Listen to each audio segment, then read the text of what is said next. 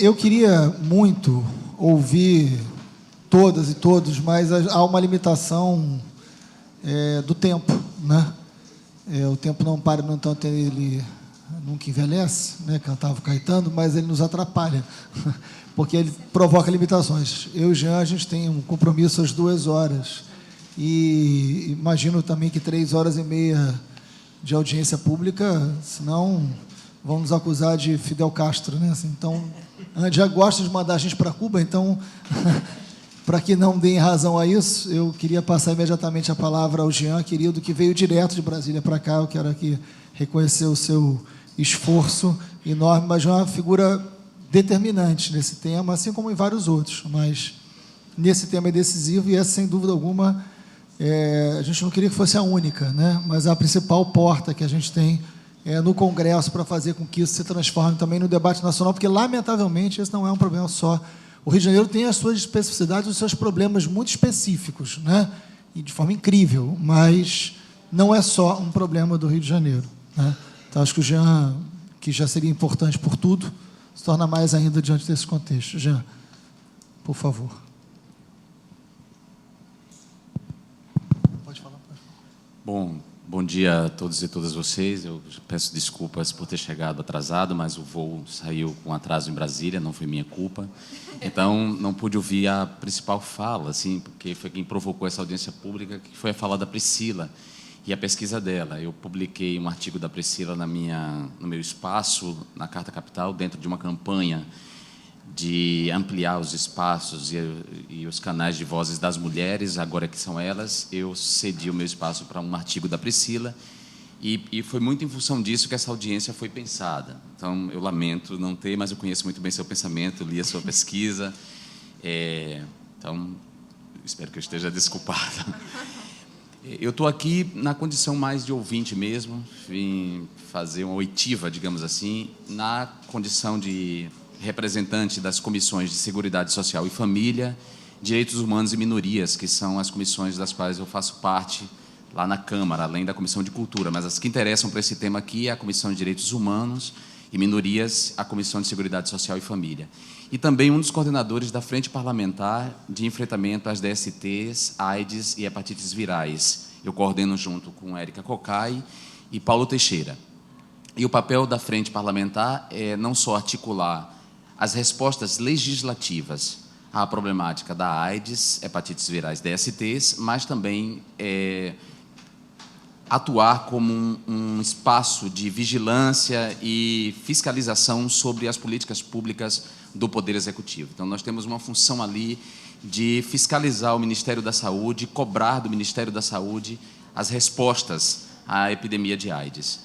Então, volto a dizer, não é para tratar especificamente do problema do Rio, mas o problema do Rio está inserido, né? Nós somos deputados federais, temos que tratar das questões nacionais. E a AIDS é um problema não só do Rio de Janeiro, embora o Rio tenha esse dado alarmante de a mortalidade da AIDS no Rio ser o dobro da média nacional. Isso é gravíssimo para um estado como o Rio de Janeiro, né? Sobretudo considerando que a maioria dessas mortes se concentra na região metropolitana. É um problema seríssimo, mas a questão da AIDS é um problema nacional.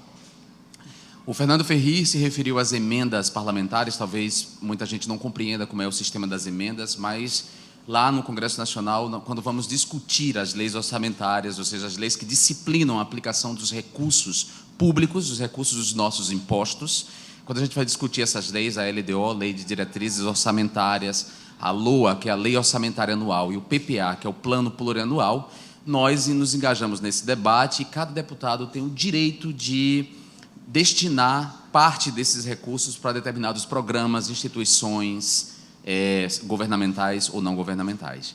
E aí, dentro dessa prerrogativa que me cabe como deputado, das minhas emendas individuais, não são as emendas de bancada, porque nós temos as emendas de bancada do Rio e as emendas de comissões. Estou falando aqui das emendas individuais. Nessas prerrogativas, eu destinei esses recursos ao Hospital Gafrey Guinle, mas não só ele. Eu destinei também ao Hospital Universitário da UFRJ, especificamente ao Martagão Gesteira, que trabalha com saúde infantil, o programa de reabilitação, inclusive, de crianças com transtornos cerebrais e físicos, e destinei para o Instituto Fernandes Filgueiras, que trabalha com saúde reprodutiva da mulher, além de para a própria Fiocruz. E aí eu estou me referindo apenas às emendas da área de saúde, porque eu destinei outras emendas para outras áreas. Isso é importante para saber que o trabalho de um parlamentar não é só um trabalho legislativo e político, mas a gente materializa muitos dos nossos discursos e propostas legislativas em aplicações diretas desses recursos. Esse tipo de notícia não circula nem na grande imprensa, tampouco na internet. As pessoas preferem compartilhar mentiras e calúnias do que ir em busca das verdades sobre os mandatos das pessoas. A AIDS me interessa como um tema não só pelo fato histórico de que aqui no Ocidente ela esteve durante muito tempo associada ao grupo, ao coletivo do qual eu faço parte, que são os homossexuais masculinos. E eu falo daqui do Ocidente porque a história da AIDS na África é uma outra história, né? Aqui a AIDS foi associada aos homossexuais masculinos, depois às pessoas usuárias que faziam uso abusivo de droga injetável e profissionais do sexo, mas na África a história é outra, e na África a AIDS está ligada basicamente à heterossexualidade, à prática da heterossexualidade, e as vítimas preferenciais são mulheres na África. A história aqui é outra. Então, por essa razão, por ter 40 anos e ter vivido minhas primeiras práticas sexuais na curva ascendente da AIDS nos anos 90, é óbvio que esse tema me interessou, ainda que hoje a gente saiba que ela não está mais restrita a esse coletivo, a essa comunidade, ela não está mais restrita, mas ainda assim, ainda hoje, ela continua abatendo principalmente esse grupo, segundo os boletins epidemiológicos. Mas também me interessei pela AIDS como um tema a ser discutido, porque a AIDS é hoje uma chave para a gente entender como funciona o sistema, como funciona a desigualdade no nosso país. É fundamental. Nós temos duas realidades da AIDS paralelas em curso hoje no Brasil. Nós temos uma realidade da AIDS que tem a ver... Uma realidade da AIDS que corresponde a pessoas bem informadas, com formação, com acesso a conhecimento, com acesso a serviços de saúde, com acesso a outros direitos, uma realidade que tem a ver com pessoas que têm direitos outros garantidos, direitos sociais, direitos econômicos, direitos políticos, para as quais a AIDS deixou de ser um problema de fato. Essas pessoas sequer sofrem o estigma, porque têm acesso a um conjunto de serviços que mascaram, inclusive, para as pessoas que usaram a primeira geração de medicamentos, mascaram, inclusive, os sintomas colaterais, os efeitos colaterais da medicação, como, por exemplo, a lipodistrofia. Então, muitas pessoas têm acesso hoje a tratamentos de enxertos que desaparecem os sintomas da lipodistrofia. Então, ela se apresenta publicamente como uma pessoa absolutamente saudável, que ela é de fato. Ela está com carga viral zero, ela não tem o sistema imunológico está fortalecido, ela não tem doenças oportunistas, ela tem acesso a serviços de saúde, ela mora num bairro com tratamento de água e esgoto, ela não tem dificuldades de acesso aos serviços de saúde por transportes, enfim... E ela tem uma vida sexual saudável, inclusive, para os amigos e para as relações, ela diz, sem problema, que tem HIV e isso, de fato, não estigmatiza ela. Essa é uma realidade experimentada por um grupo, por uma classe. E existe uma outra realidade, que tem a ver com a conjugação de 3 desigualdades articuladas entre si. A desigualdade vital. O que significa a desigualdade vital? Todos nós vamos morrer. Todos que estamos nessa sala vamos morrer. Isso é fato. E algumas pessoas vieram com um bilhete premiado. Péssimo, né? Um bilhete premiado ao contrário, que são as pessoas que têm problemas genéticos, doenças genéticas. Tirando essas pessoas, tirando esses 2 fatos, o fato de que vamos morrer e que algumas pessoas vieram com uma má sorte, a saúde, a longevidade, ela não está igualmente distribuída. Algumas pessoas morrem muito mais, duram muito menos e adoecem muito mais por conta da pobreza. Então, se a gente pensa a sociedade como uma pirâmide, na base da pirâmide, morre-se muito mais, né? Vive-se muito menos e goza-se menos de saúde, porque a saúde não está distribuída, em que pese o nosso país tem um sistema único de saúde, uma política pública de saúde que permite um acesso mínimo a serviços de saúde à nossa população. Porque se a gente pensar nos Estados Unidos, os pobres lá não têm acesso a nenhum serviço mínimo de saúde. Estão condenados, então, muito mais do que a gente. O presidente Barack Obama lutou aí durante seus 2 mandatos para implementar um programa mínimo de saúde e não conseguiu, porque o Congresso Nacional Americano custeado, financiado pelas as grandes seguradoras de saúde, os planos de saúde, e não querem dar esse serviço mínimo. Então, a primeira desigualdade é a desigualdade vital. Depois, a desigualdade existencial, ou seja, algumas pessoas não gozam de certos direitos, nem têm acesso a certos serviços, não é só pela pobreza material, é pelo que elas são. Então, há uma desigualdade existencial. Aí as mulheres sofrem essa desigualdade em relação aos homens. Nós temos aí uma problemática de gênero mesmo, embora nós sejamos maioria nesse país de mulheres, as mulheres gozam de menos direitos do que os homens, e se essas mulheres forem pobres, e se essas mulheres forem negras, e se essas mulheres forem transexuais, a sua miséria só se amplia. Então, é o que a gente chama de desigualdade existencial. E, por fim, nós temos a desigualdade material, dos recursos que não são distribuídos, a distribuição de renda. Essas 3 desigualdades articuladas, elas deixam claro por que hoje a AIDS, se a gente pegar o mapa da epidemia, mostra que ela está matando pessoas pobres, pessoas negras, se a gente considerar os pardos e os pretos, as mulheres trans, sobretudo, e os homossexuais masculinos. E essas pessoas, elas chegam, vários disseram aqui, eu não estou dizendo, não estou inventando, isso é fato, está nos boletins epidemiológicos, nos estudos, está na ponta. As pessoas chegam doentes no hospital, com sífilis, toxoplasmose, tuberculose, e ali, já naquele estágio, é que elas descobrem que são HIV positivas. E muitas delas, sobretudo os mais jovens, nunca ouviram falar em HIV. E se ouviram falar, sempre trataram HIV como uma doença que jamais poderia, ou um vírus que jamais poderia infectá-lo. Era um vírus de viado. Então, nós temos 2 realidades convivendo nesse país, e ela tem a ver com a desigualdade. Ela tem a ver com a má distribuição de renda, ela tem a ver com a falta de políticas públicas que ampliam o acesso da maioria das pessoas aos seus direitos. A Denise, comentando a entrevista... Como é o nome dele? Luiz Nunes. Lures.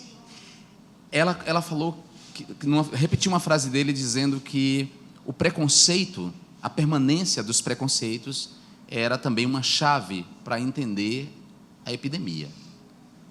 Muitas pessoas trouxeram aqui o comportamento dos agentes de saúde, dos enfermeiros, mas também não é só agente de saúde e enfermeiro, não. Muitos médicos também se comportam dessa maneira. Bom, gente, isso é fundamental, porque eu sou muito difamado, muito atacado, muito insultado por tocar uma agenda legislativa de enfrentamento de preconceitos e de proteção e promoção da dignidade de minorias.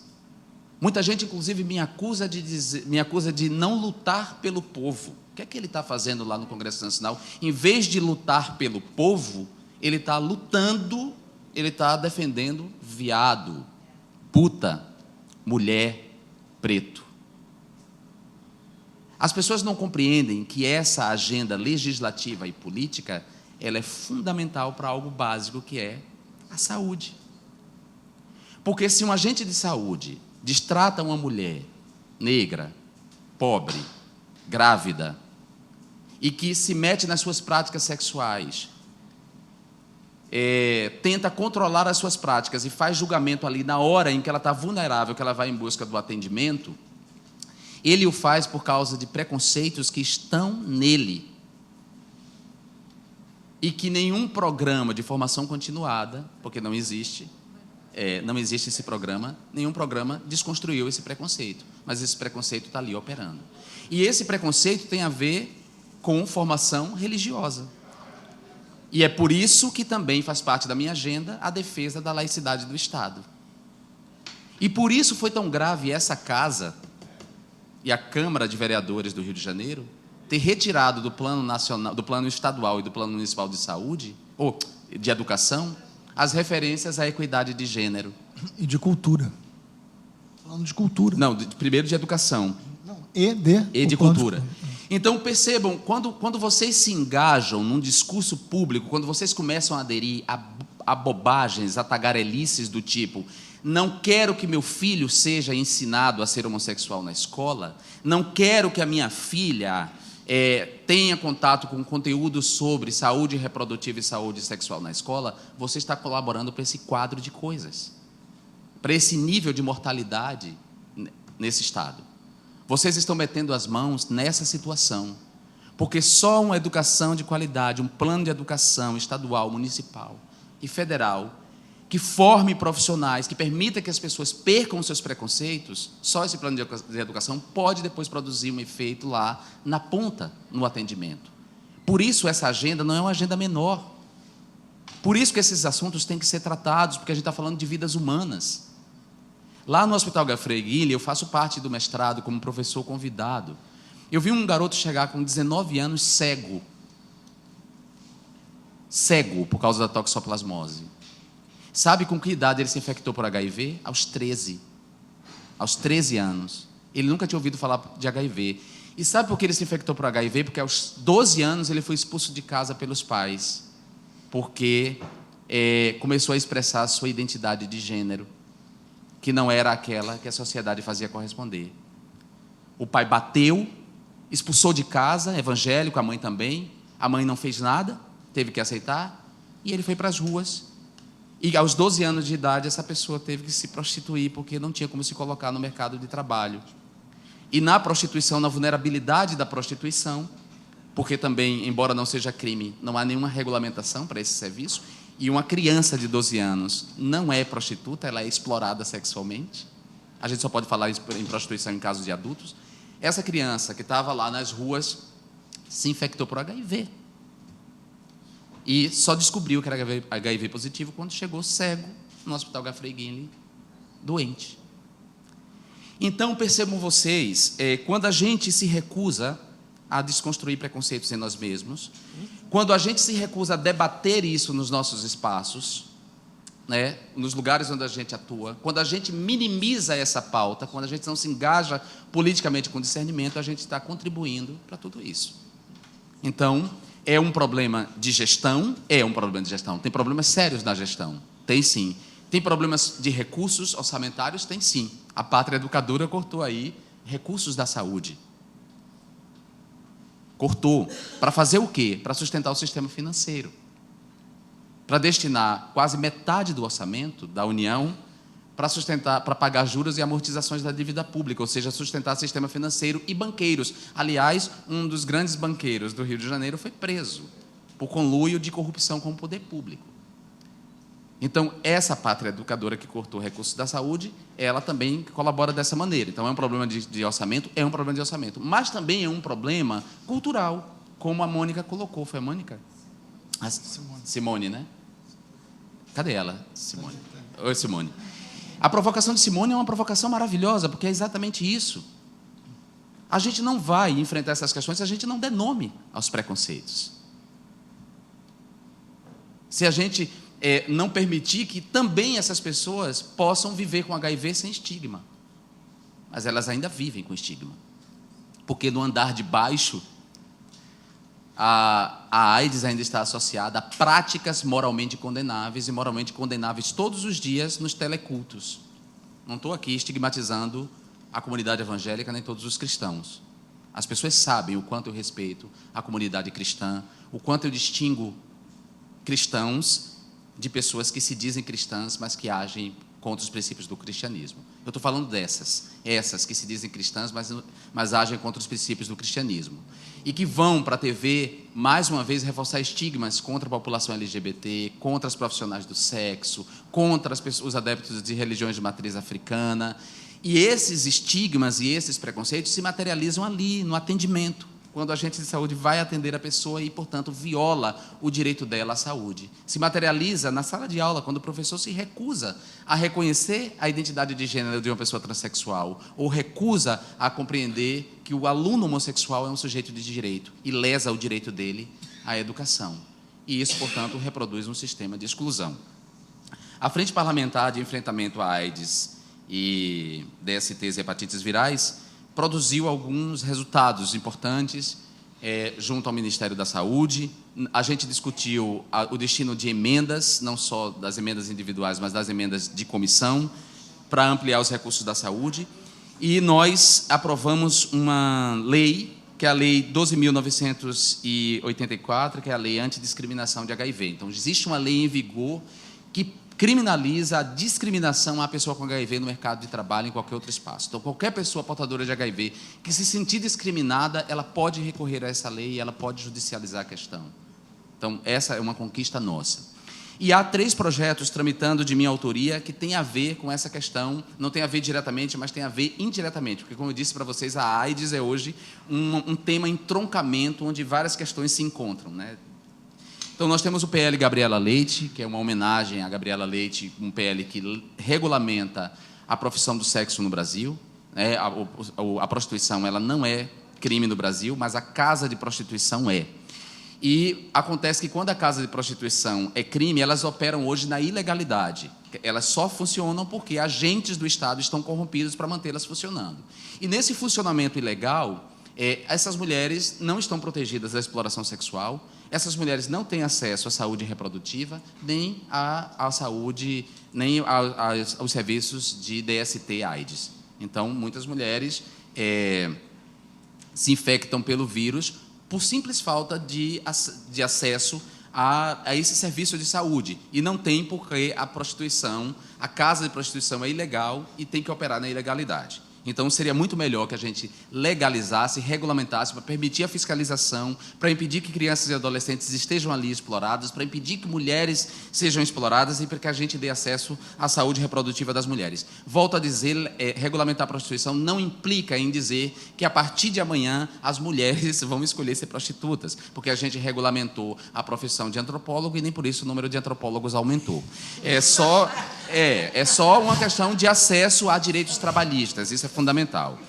O segundo PL é o PL 7633 de 2014, que é um projeto feito em parceria entre o meu mandato e a Artemis, e é um projeto que garante o parto humanizado e respeitoso às mulheres. E isso implica enfrentar a violência obstétrica. A Mariana fez relatos aqui de violência obstétrica. E a violência obstétrica vem sendo praticada largamente nesse país, e a primeira delas é submeter todas as mulheres à cirurgia cesariana, a não dar à mulher o direito de escolher se quer trazer o filho à luz pelo parto cesariano ou pelo parto normal e respeitoso. E a gente sabe que a opção pelo parto cesariano tem a ver com a questão econômica, né? É uma questão econômica. A anestesista ganha, a obstetra ganha muito mais e pode transformar a mulher num produto. Uma pasta de dente, ele atende várias ao mesmo tempo, sem respeitar o tempo do parto dela. Então, e aí, nesse conjunto de disposições, a gente fala da obrigatoriedade dos testes de HIV pré-natais para todas as mulheres, e a garantia do parto normal, e impedindo a transmissão vertical. E hoje é absolutamente possível, desde que a mulher tenha acesso. E o PL 882, que é o PL que legaliza e regulamenta a interrupção segura da gravidez indesejada. E aí leia-se o aborto. E, nesse sentido, eu concordo com a Ana. A mulher, gravidez não é doença, gravidez também não é destino, gravidez é escolha. E uma mulher tem o direito de escolher se quer estar grávida ou não. E se ela não quer estar grávida, se por algum motivo ela engravidou, por acidente, porque a camisinha estourou, porque a tabelinha não deu certo, ou seja, tem 1000 razões para acontecer uma gravidez. E essa gravidez é indesejada, é um direito dela interromper essa gravidez no tempo que a ciência diz que é possível interromper essa gravidez, porque não há ali um dano ao ser humano, a nenhum ser humano, certo? Então, é um direito dela fazer isso. Se a gente não legaliza e não regulamenta isso, a gente permite que essa interrupção aconteça de maneira clandestina, né, ilegal e insegura. e isso amplia a mortalidade materna e as chances de uma mulher se infectar por HIV também.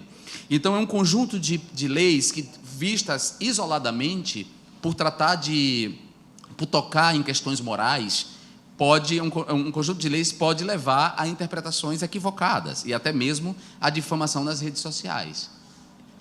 Jean Willis quer legalizar a cafetinagem.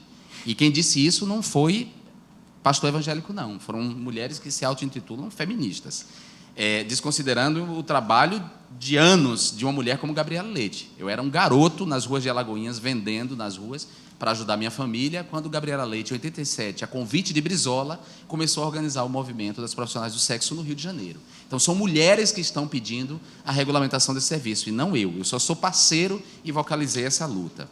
Então, não quero legalizar a cafetinagem, eu quero legalizar o direito à mulher sobre o seu corpo e quero impedir que mulheres sejam exploradas sexualmente, quero dar a elas o acesso à saúde reprodutiva e à saúde sexual. Então, a mesma coisa é o aborto, né? Se a gente pensa assim, ele quer legalizar o aborto, e aí uma pessoa menos informada diga que eu quero legalizar o assassinato de crianças. Não, não é. Primeiro, o embrião não é criança. A ciência diz que até a 12ª semana de gestação não há uma criança ali, não há um ser humano, não há dor. O único ser humano em questão ali é a mulher. É ela que está em jogo. Então, não se trata de simplesmente garantir um direito, uma liberdade individual. Trata-se de garantir direito à saúde, porque aborto clandestino é a 4ª causa de mortalidade entre mulheres em geral e a primeira causa entre mulheres negras e pobres. Então, trata-se de garantir o direito à vida.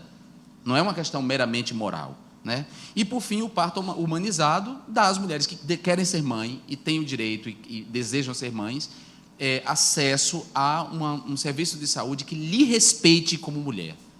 Lhe respeite como mulher. Então, percebam que a questão não é tão simples. A AIDS não é um tema que deve ser tratado à parte, ele tem que ser tratado nessa perspectiva multidisciplinar. Nós temos que ver as questões econômicas, orçamentárias, dos direitos sociais, dos direitos políticos, dos direitos sexuais, dos direitos reprodutivos. É um tema-chave e, por isso, eu me dedico a ele como um eixo para combater desigualdades, iniquidades e garantir liberdades individuais. Agradeço ao Marcelo Freixo por essa chance de falar isso. Não é a primeira vez que nós realizamos uma atividade aqui em relação à AIDS. Nós fizemos isso com a Márcia Rachid e com o Pela Vida. Não vai ser a última das audiências. As audiências públicas são necessárias para que vocês dialoguem com o poder público, para que os mandatos se coloquem a serviço da sociedade civil, para que a gente tenha acesso a informações que nos gabinetes a gente pode não ter, né? Talvez eu e Marcelo tenhamos mais, porque a gente está engajado e em contato com diferentes coletivos, mas tem deputado que está absolutamente isolado nos seus gabinetes e não tem contato com esse conhecimento. Então, é fundamental a audiência pública. Quero agradecer, então, a Marcelo e a Priscila por essa iniciativa e me colocar à disposição, colocar o mandato à disposição de todas e todos vocês, inclusive dos gestores públicos também, no que diz respeito às emendas, no que diz respeito à relação com o Hospital Gafrey Guinle. Eu volto a dizer, alguém me acusou de ser a favor da EBSER. Eu não sou a favor da EBSER. Eu defendo a educação pública de qualidade gratuita, assim como a saúde pública de qualidade gratuita. Eu sou a favor dos pacientes. Eu sou a favor de que o hospital permaneça aberto e funcionando. E se na situação limite, se não houver jeito, o jeito for aderir à EBSER como forma de manter o hospital aberto, eu prefiro isso do que ver paciente morrendo nos leitos. Então, não se trata de ser a favor da EBSER. No mérito, eu sou contra. Eu sou a favor, volto a dizer, de saúde e educação pública de qualidade. Agora, no limite, se for essa a única maneira de manter um hospital de referência aberto, eu vou estar do lado dos pacientes e dos funcionários do hospital. É isso, muito obrigado. Obrigado, Jean. Eu prometo, eu não vou ter aqui a ousadia de fazer síntese de 3h30 de audiência, porque não há necessidade também. Foi uma audiência muito rica, uma audiência de grande conteúdo e muito necessária, né? E fica evidente a necessidade pelas falas, né? E foram falas que foram se completando, né?